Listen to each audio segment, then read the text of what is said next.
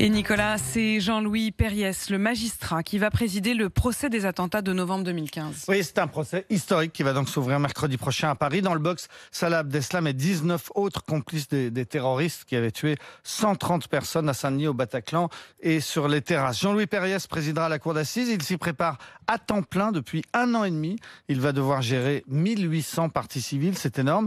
Et il va surtout diriger le plus long procès de l'histoire judiciaire française. Il va durer 9 mois.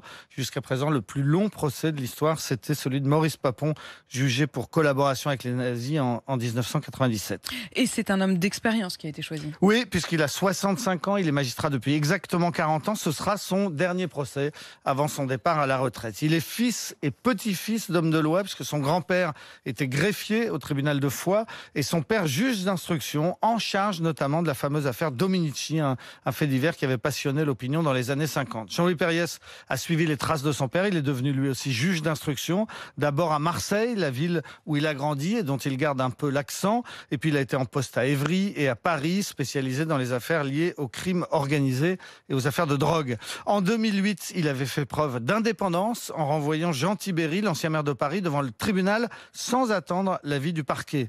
Après des années à l'instruction, il est finalement devenu président de cour d'assises. Il a présidé des procès très suivis, comme celui du meurtre de Sophia, cette lycéenne brûlée vive par son petit ami à Saint-Denis, ou bien le premier procès de l'attaque des policiers à Viry-Châtillon. Les avocats qui ont eu affaire à lui le décrivent comme un homme calme, très honnête, à l'écoute, avec aussi un fort caractère, et il va lui falloir du caractère pour présider ce procès jusqu'au printemps prochain. Et c'est très rare, mais il n'y a aucune image de son visage sur Internet. On a cherché évidemment pour illustrer votre portrait. C'est un homme évidemment extrêmement discret.